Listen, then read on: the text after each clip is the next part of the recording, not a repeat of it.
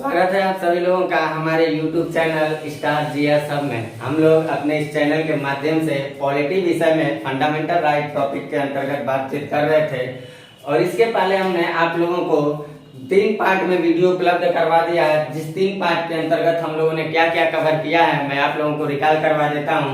हम लोग fundamental right के बारे में परिचय देखते हुए समता के अधिकार को पूरा पढ़ा, अनुच्छेद 14 से 18 तक, 12 और 13 की भी बात वहीं पे हम लोगों ने किया है। फिर हम लोगों ने स्वतंत्रता के अधिकार पे बातचीत कर लिया है, अनुच्छेद 19 से लेकर के 22 तक। उसके बाद हम लोग शोषण के विरुद्ध अधिकार संविधान के अनुच्छेद 23 और 24 को भी कवर किया है।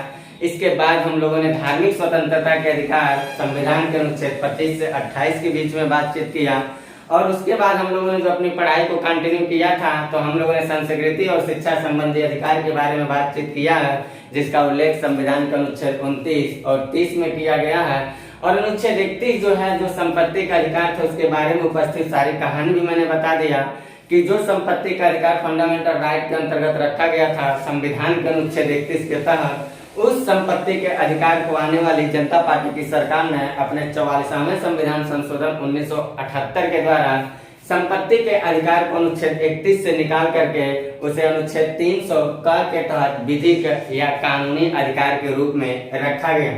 इन सारे मुद्दों पे मैंने आपको बातचीत करके बता दिया था, टोटल पूरी गहनता के साथ बताया हूँ।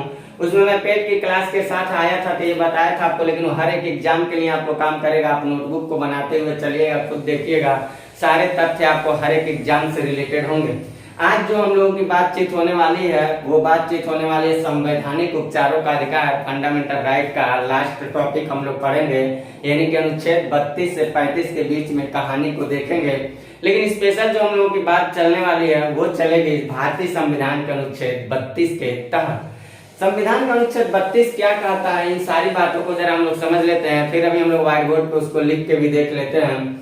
तो जो हम लोग फंडामेंटल राइट पढ़ रहे थे अभी 12 से लेकर के 35 तक, अगर मान लीजिए 12 से लेकर के 35 तक के अनुच्छेदों को सरकार के माध्यम से, किसी संस्था के माध्यम से, किसी संगठन के माध्यम से, किसी निजी व्यक्ति के माध्यम से या किसी अन्य तरीके से अगर मान लीजिए संविधान के अनुच्छेद 12 से 35 का उल्लंघन किया जा रहा है, हनन किया जा रहा है, दुरुपयोग किया जा रहा है, तो ऐसी परिस्थिति में फंडामेंटल राइट को यानी मौलिक अधिकार को सुरक्षित रखने के लिए सुप्रीम कोर्ट के पास एक ताकत है और वो ताकत है अनुच्छेद 32।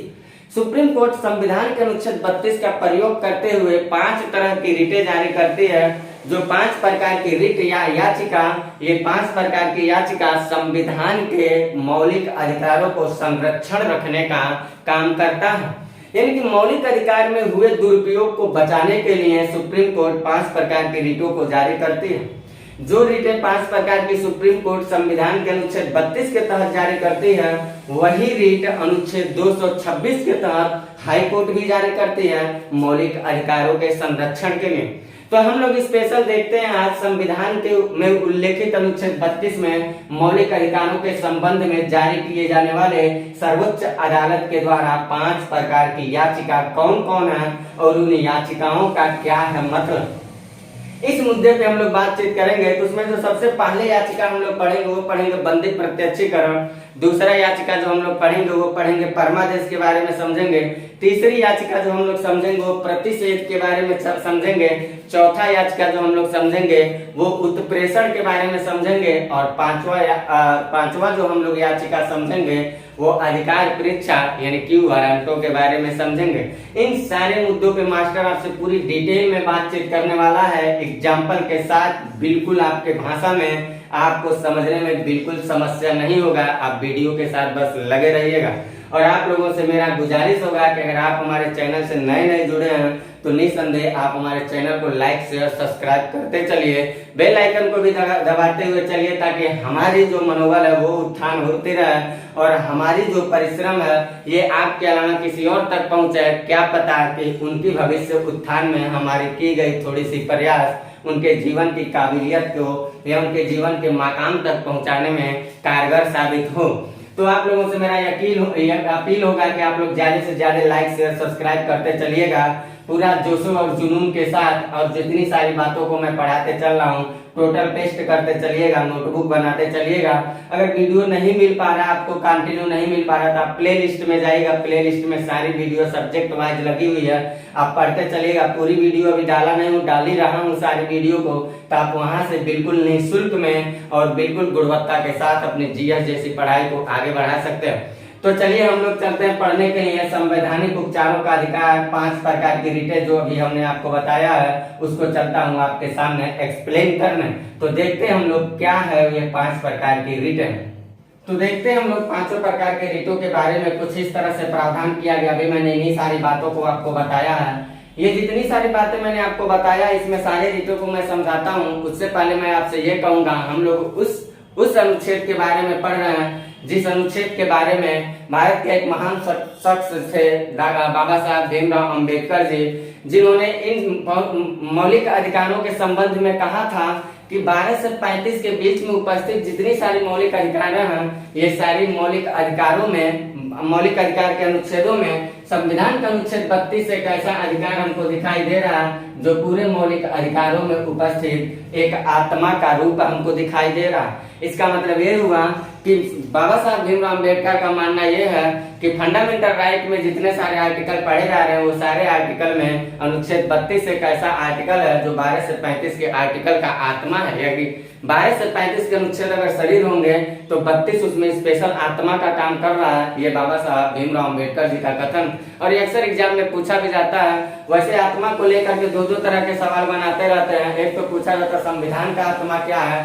तो आप ये कहिएगा संविधान का आत्मा प्रियम्बल है। मैंने पीछे वाली क्लास में पढ़ाया, प्रियम्बल टॉपिक खोल के देखिएगा।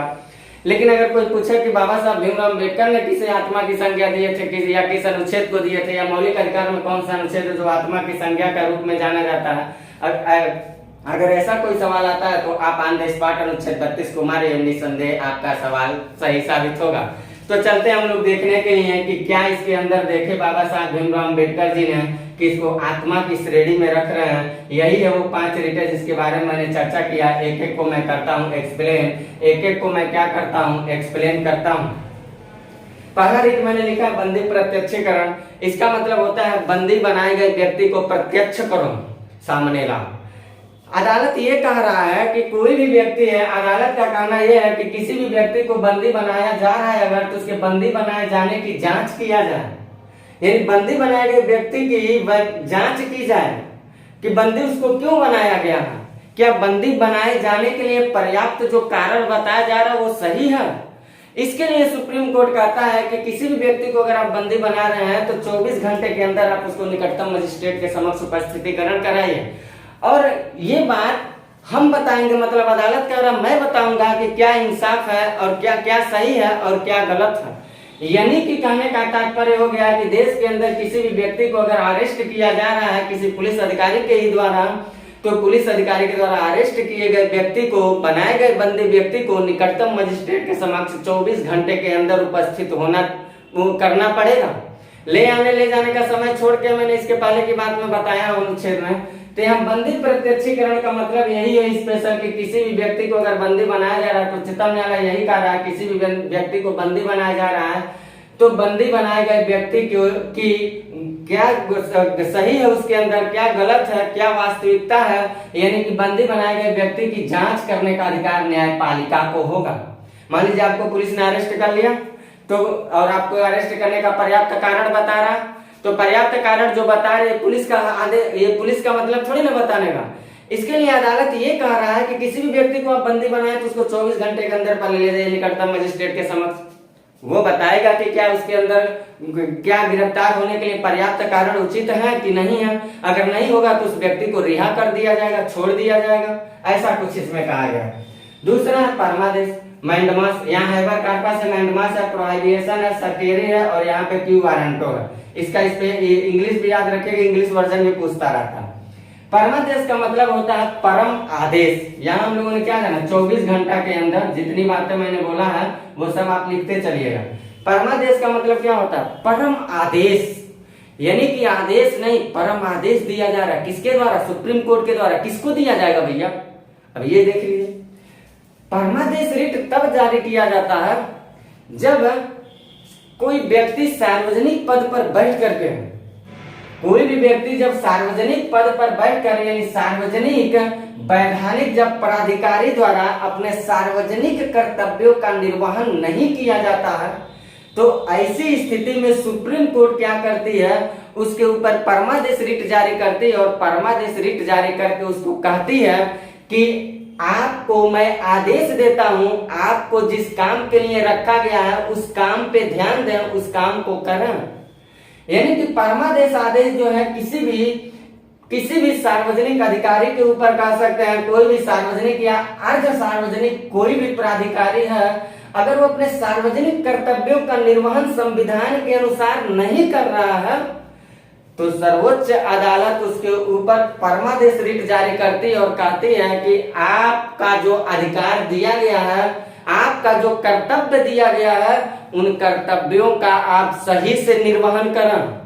लेकिन याद रखिएगा, ये परमादेश रिट जो है ये राष्ट्रपति के खिलाफ नहीं जारी होता है। अभी मैं बता रहा हूं, ये राज्यपाल के खिलाफ नहीं जारी होता है, ये निजी व्यक्ति के खिलाफ नहीं जारी होता है। निजी व्यक्ति मतलब जैसे हम और आप जब तक बेरोजगार हैं, ये निजी संगठन के खिलाफ नहीं जारी होता, निजी संगठन के खिलाफ इत्यादि यहाँ कर लीजिएगा। इन लोगों के खिलाफ ये परमादेश रिट जारी नहीं किया जाता। हम लोगों के ऊपर सुप्रीम कोर्ट नहीं जारी करेगा, भैया तुमको पढ़ने के लिए तुम्हारे माँ बाप भेजे हैं, काहे नहीं पढ़ रहे हो, रिट जारी करके पढ़वाएगा। नहीं पढ़ेंगे भैया क्या करोगे। लेकिन अगर हमें सरकारी नौकरी करने लगे और नौकरी पा करके हम दादागिरी करने लगे, हम अपने कर्तव्य का निर्वहन सही ढंग से ना करें, जिस पद पर बैठे उस पद को सही ढंग से कामकाज ना करें, तो सुप्रीम कोर्ट मेरे ऊपर फटाक से परमादेश रिट जारी करके कहेगा भैया इधर उधर कूदो मत, जिस काम के लिए नियुक्त किया गया उस काम को करो पहले आप। ये रिट बार बार प्रधानमंत्री के ऊपर भी जारी करता रहता है। सुप्रीम कोर्ट कहता है कि आप इधर उधर की बेतुका बातों में बहुत ज्यादा समय न गंवाएं। आजाद देश से लेकर आज तक देखा गया है अक्सर प्रधानमंत्री के खिलाफ भी जारी होता रहता है। सुप्रीम कोर्ट बार बार कहता है इधर उधर की बातों में टाइम मत बर्बाद करिए, मुद्दों की बात करिए, देश के प्रशासन व्यवस्था, देश की शासन तंत्र से जुड़े हुए हैं आप काम की बातों पे बल दीजिए, इधर उधर की बातों में कह के लोगों को गुमराह करने की कोशिश ना करें। जिस गद्दी पर बैठे उस गद्दी का सही ढंग से आप निर्वहन करें।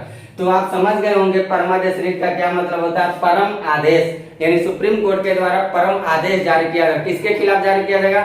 जो सरकारी अधिकारी, कर्मचारी इत्यादि लोग होंगे या राजनीति से जुड़े हुए जो लोग होते हैं जैसे पीएम, उसके खिलाफ भी जारी कर दिया जाता है। ऐसे लोगों के खिलाफ यानी कि सार्वजनिक और अर्ध सार्वजनिक रूप से वैधानिक प्राधिकारी जो होते हैं वो अपने जब सार्वजनिक कर्तव्य का निर्वहन नहीं करेंगे तो परमादेश रिट जारी किया जाएगा।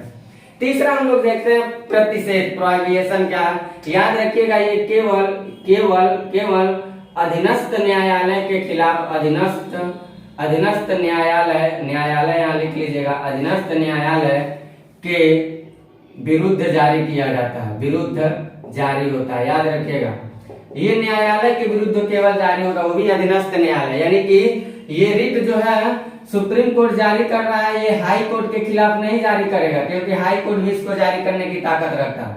सुप्रीम कोर्ट, हाई कोर्ट ये दोनों मिलकर किसके खिलाफ करते हैं? लोअर कोर्ट या जो ट्रिब्यूनल्स होते हैं, ट्रिब्यूनल्स जो होते हैं, अधिकरण जो होते हैं, हम लोग ट्रिब्यूनल्स पढ़ेंगे भी, अधिकरण के बारे में पढ़ेंगे, या अर्ध न्यायिक संस्थाएं जो होती हैं, अर्ध न्यायिक संस्था हुआ, अधिकरण हुआ, या जिला कोर्ट जैसे लोअर कोर्ट हुआ, ऐसे कोर्ट के ऊपर क्या किया जाता है? सुप्रीम कोर्ट के द्वारा क्या किया जाएगा? प्रतिषेध रिट जारी किया जाता है। क्यों सुप्रीम कोर्ट करता है भाई? इसलिए सुप्रीम कोर्ट करता है, उदाहरण देंगे तो आप अच्छे से समझेंगे। पहले हम अपना डायलॉग मारना परिभाषा वाला, फिर उदाहरण मारेंगे तो अच्छे से समझेंगे।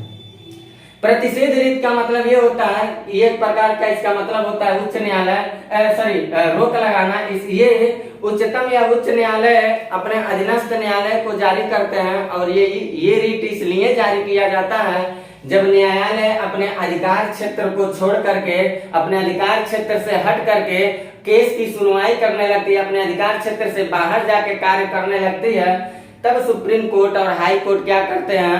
अधीनस्थ न्यायालय के ऊपर, मतलब लोअर कोर्ट के ऊपर प्रतिषेध रिट लगा के कहते हैं भैया तुम वहीं रुक जाओ, जो भी काम तुम कर रहे हो वो काम तुम्हारे अधिकार का नहीं है, तुम अपने अधिकार का दुरुपयोग कर रहे हो, इसलिए उस काम को हम नहीं करने देंगे, आप वहीं रुक जाओ।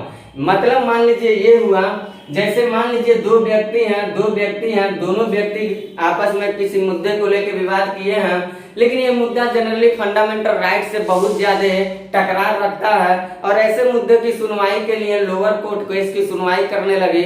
तो लोअर कोर्ट जब केस की सुनवाई करेगी तो ये फाइल ट्रांसफर करने का भी इन लोगों का अधिकार होता है। जिला कोर्ट का फाइल सुप्रीम कोर्ट तक जानकारी जाती है कि क्या क्या कोर्ट में चल रहा है। तो जब ये मान लीजिए दो आदमी लड़ रहे हैं, एक आदमी राम है और एक श्याम है, ये दोनों की केस चल रही है। तो राम को लोअर कोर्ट ने क्या किया, जिता रहा है, और श्याम को क्या कर रहा है, राम को जिता रहा है और श्याम को हरा रहा है। श्याम और राम की केस अगर चल रही है और इन लोगों की केस किससे संबंधित है, स्पेशल फंडामेंटल राइट से संबंधित है, तो ये क्या किया जाएगा, जिस काम को लोअर कोर्ट को करने का अधिकार नहीं है उस काम को लोअर कोर्ट उस केस की इन दोनों लोगों की सुनवाई कर रहे हैं। ठीक, अब ये केस चल रहा है और इस बात की जानकारी अगर सुप्रीम कोर्ट, हाई कोर्ट तक हो गया इस व्यक्ति के द्वारा चाहे संगठन के द्वारा, तो सुप्रीम कोर्ट क्या करेगा, लोअर कोर्ट के ऊपर फटाक दे रिट जारी करेगा, प्रतिषेध कहेगा जो भी आप केस की सुनवाई कर रहे हैं वो फंडामेंटल राइट से रिलेटेड है, या वो ऐसा केस है जिस केस पे सुनवाई करने का अधिकार आपको नहीं दिया गया, आप उस केस की सुनवाई नहीं कर सकते हैं, जहां तक आप गए हैं वहीं पे रुक जाइए। तो लोअर कोर्ट क्या होगा, वहीं रुक जाएगा। तो लोअर कोर्ट को रोकने का जो काम किया जा रहा है सुप्रीम कोर्ट के द्वारा रिट जारी करके, उसी को कहा जाता है प्रतिषेध रिट। उसी को क्या कहा जाता है, प्रतिषेध रिट। हमें लग रहा है आप समझ पाए होंगे प्रतिषेध का मतलब क्या हुआ, रोक लगाना। ये सुप्रीम कोर्ट कब जारी करता है, लोअर कोर्ट को, अधीनस्थ न्यायालय को कब जारी करता है, जब अधीनस्थ न्यायालय अपने अधिकार से बाहर जाके केस की सुनवाई करने लगता है और सुप्रीम कोर्ट को इस बारे में पता चल गया, तो सुप्रीम कोर्ट तुरंत वहां से एक रिट जारी करेगा प्रतिषेध, और जारी करके क्या करेगा, लोअर कोर्ट को कहेगा भैया रुक जाओ, आगे मत बढ़ना, जिस केस की सुनवाई तुम कर रहे हो उस केस की सुनवाई करने की ताकत संविधान ने तुम्हें नहीं दिया है, हमें दिया है, इसलिए उस केस पे हम निर्णय करेंगे क्या इंसाफ है और क्या इंसाफ नहीं है। तो ये हुआ प्रतिषेध। उसके बाद हम लोग देखते हैं उत्प्रेषण क्या होता है। उत्प्रेषण का मतलब होता है एक तरह से उछाल करना, मैटर को क्या करना, उछालना, यानी कि मामला को, जो दबा हुआ मामला है उस मामला को दोबारा मार्केट में ला देना, इसका मतलब ये है। अब इसको मैं समझा रहा हूं, और ये भी याद रखिएगा केवल न्यायपालिका के ही विरुद्ध, केवल न्यायपालिका के विरुद्ध ये भी क्या हो रहा है, केवल न्यायपालिका के विरुद्ध जारी किया जाता है। तो जरा समझ लेते हो, यही वाली बात यहाँ भी लिख लीजिएगा, केवल न्यायपालिका के विरुद्ध। मान लीजिए लोअर कोर्ट ने जिस केस की सुनवाई यहाँ कर रहा था, प्रतिषेध जहां जारी हुआ, लोअर कोर्ट ने जिस केस की सुनवाई कर रहा था उस केस पे उसको सुनने का अधिकार नहीं था, लेकिन वो सुनवाई कर रहा है, और सुनवाई करके उसने इंसाफ दे दिया, उसने डिसीजन दे दिया। क्या सही है क्या गलत है, मान लीजिए हम थे और हमारे बगल एक दोस्त थे, दोनों लोगों के बीच विवाद था, और ऐसा वो मसला है, ऐसा वो संदिग्ध मसला है जिस मसले पे सुनवाई करने का अधिकार लोअर कोर्ट को नहीं है, वो सुप्रीम कोर्ट या हाई कोर्ट को है। जैसे मान लीजिए फंडामेंटल राइट से रिलेटेड, ठीक। अब हमारे दोस्त के बीच जो विवाद चल रहा था वो लेकर के हम लोग लोअर कोर्ट पहुंचे, और लोअर कोर्ट ने क्या किया, हमारे दोस्त को जिता दिया, हमको हरा दिया। एक साल बाद मान लीजिए हमको ज्ञान आया कि हमारा जो केस था वो जीतने वाला मैं था, मैं निर्दोष आदमी था, कोर्ट ने हमें दोषी क्यों करार कर दिया, हम हार कैसे गए। हमारे मन में ऐसा विचार है, चाहे मान लीजिए हमें किसी संगठन, किसी ऑर्गेनाइजेशन ने उत्साहित कर दिया कि भैया तुम सही होकर, निर्दोष होकर तुम दोषी हो गए। मान लीजिए 1 साल 2 साल 4 साल बाद ऐसा हमें ज्ञान आया, तो 2 साल के बाद हम सीधे गए हाई कोर्ट में चाहे सुप्रीम कोर्ट में और रिट दायर करेंगे। हम क्या किए, पिटीशन डाल दिए। सुप्रीम कोर्ट कहेगी लोअर कोर्ट को कि भैया तुमने 2 साल 1 साल 3 साल 4 साल जितना समय पीछे हो गए, इतने समय पीछे एक केस की सुनवाई किए थे, उस मुद्दे की, उस केस की जरा फाइल मेरे पास ट्रांसफर करो। वो मुद्दा संदिग्ध मुद्दा हमें लग रहा है, उस पे मेरे पक्ष में पिटीशन पड़ा हुआ है, याचिका पड़ा हुआ है, उस मुद्दे पे एक बार मैं सुनवाई करना चाहता हूं। अब वो केस उछाल किया जाएगा। जब केस उछाल होगा तो उस केस को उछाल करके सुप्रीम कोर्ट कहेगा ये तो ऐसा मुद्दा था जिसको सुनने का अधिकार हमको था। तो लोअर कोर्ट से कहेगा आपने इसको सुनवाई कैसे कर दिया, आपने जो भी डिसीजन दिया है मैं उस सब डिसीजन को खारिज कर देता हूं, हम नहीं मानने वाले। और उन दोनों वादी प्रतिवादी यानी हमको, हमारे दोस्त को सुप्रीम कोर्ट कहेगा मेरे पास भेजो, मैं बताऊंगा दोनों में कौन सही है और कौन गलत है। आपने जो डिसीजन दिया है वो मैं क्या करता हूं, उसको रद्द घोषित करता हूं। तो ये क्या होता है, गांव में आप सुनते होंगे 2 साल 4 साल तक केस, मान लीजिए कोई हुआ रहता किसी के यहाँ कोई मुद्दे को लेकर के, लोअर कोर्ट में, जिला कोर्ट में या कहीं और चलता रहता, सुनवाई हो गया रहता, आदमी जीत जाता, आदमी हार जाता। लेकिन कुछ दिन बाद मान लीजिए होकर घर में कोनो लड़का बेचारा तैयार हो गया, पढ़ाई करते करते समझदार लड़का हो गया, या कहीं और से पता चला वो दोबारा जाकर के केस की सुनवाई करने के लिए फाइल खुलवाने लगा जिला न्यायालय में, या मान लीजिए हाई कोर्ट या सुप्रीम कोर्ट में याचिका दाखिल कर दिया। तो क्या किया जाएगा, उसके पीछे वाली फाइल को खोला जाएगा और खोल करके फिर केस लड़ाया जाएगा। और जब फिर लड़ेंगे सब, वहां देखा जाएगा कौन बहाल होता है। तो आप ऐसा गांव में सुनते होंगे, इनका केस 4 साल पहले डिसीजन आ गया था कोर्ट का, लेकिन फिर से फाइलिया इनका खुल गया, अब देखिए अब क्या होता है, ऐसा सुनते होंगे। तो ऐसा जो हो रहा है वो उत्प्रेषण रिट के माध्यम से हो रहा है। एक शब्द में उत्प्रेषण को समझने के लिए आप ये कहिएगा कि सुप्रीम कोर्ट के द्वारा उत्प्रेषण रिट तब जारी किया जाता है लोअर कोर्ट के विरुद्ध में, जब लोअर कोर्ट अपने अधिकार क्षेत्र से बाहर जाके किसी मुद्दे की केस की सुनवाई की रही होती है। उस मुद्दे को जिसपे वो डिसीजन दे दी है लोअर कोर्ट, उसी डिसीजन को सुप्रीम कोर्ट क्या करता है, उसी डिसीजन को उछाल करवाता है, मार्केट में लेकर आएगा और डिसीजन को, लोअर कोर्ट के डिसीजन को रद्द घोषित करके स्वयं अपने उस पर डिसीजन देगा, क्या सही है क्या गलत है, उसी को कहा जाता है उत्प्रेषण रिट। ठीक।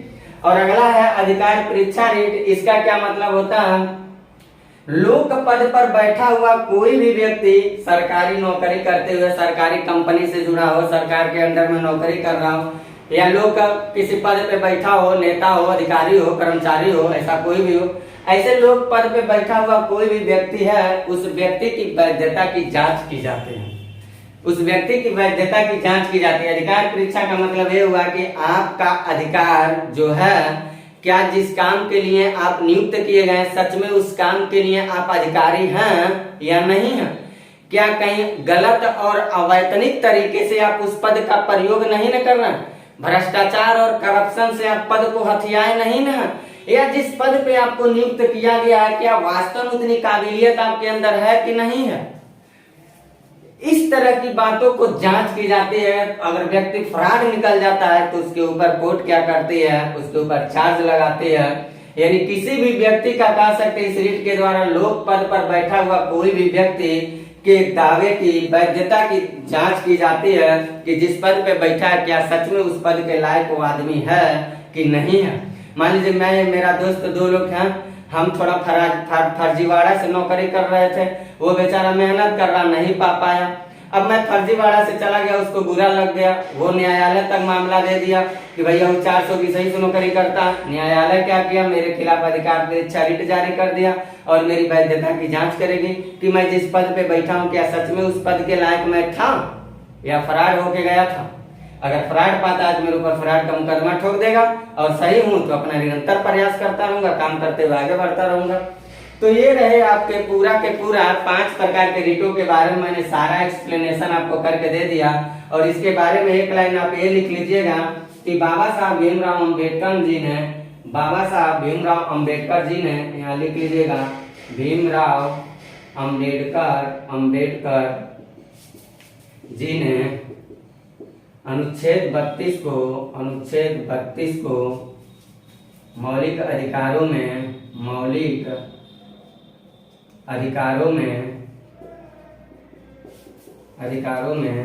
आत्मा की संज्ञा दिए। ये बात आप याद रखिएगा। ठीक, इतनी सारी अनुच्छेद 32 से रिलेटेड आप मुद्दे को याद रखिएगा। ये हम लोग 32 से रिलेटेड मुद्दे पे पढ़ाई अभी तक किए हैं। इसमें एक चीज और जरा देख लीजिएगा, मौलिक अधिकार के संबंध में अक्सर पूछा जाता है कि मौलिक अधिकार का निलंबन होता है कि नहीं होता है।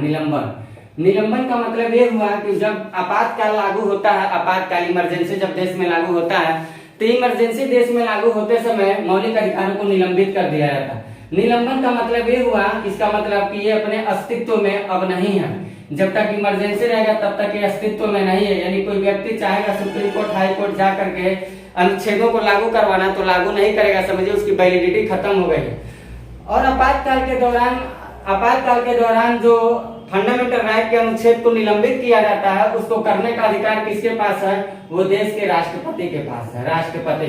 राष्ट्रपति क्या करता है? अपने भाषण सब लिखते चलिएगा। अनुच्छेद 359 का प्रयोग करता है, और इस अनुच्छेद 359 के प्रयोग करके राष्ट्रपति क्या करता है? सभी मूल